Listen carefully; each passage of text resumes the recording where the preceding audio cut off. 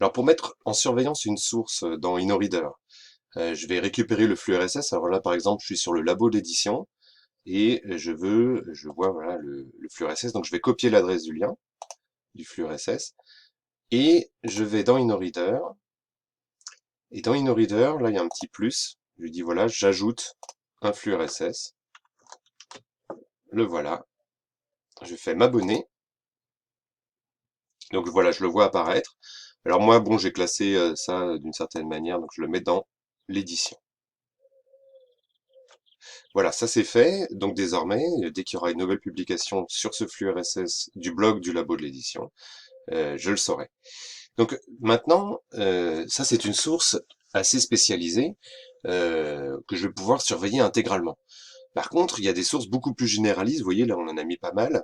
C'était Marjolaine qui avait fait ça avant moi, où on surveillait toute la presse, en fait.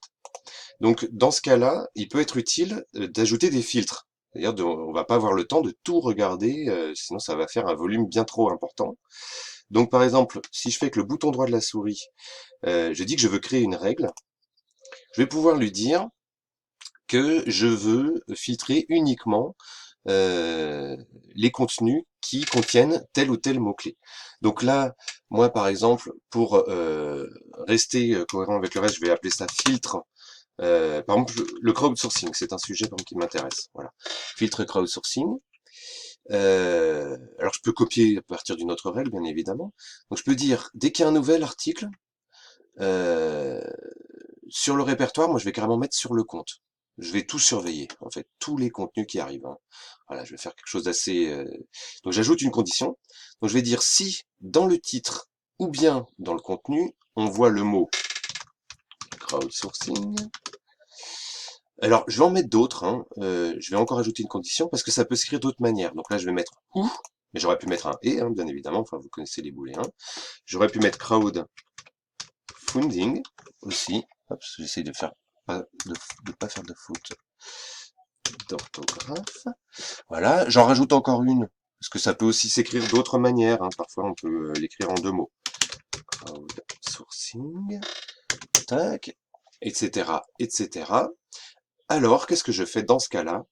Eh ben, je peux mettre pas mal de règles, hein, mais là, je vais lui dire de lui attribuer un mot-clé. Je vais lui dire de l'appeler filtre. Je crois que c'est au pluriel d'ailleurs, pour que ce soit cohérent avec le reste. Filtre crowdsourcing. Voilà. Et là, donc là, c'est fait. Euh, voilà mon filtre. Alors là, je vais le mettre au bon endroit. Ou je vais le mettre à côté de text mining que j'ai déjà mis. Voilà, donc là, désormais, dès que dans toutes mes sources, il y aura le mot crowdsourcing, ou bien crowdfunding, ou d'autres formes, eh bien, je le verrai apparaître directement ici. Ça me permet comme ça de surveiller, finalement, par exemple, toute la presse généraliste. Et dès qu'on parlera du sujet, je le saurai.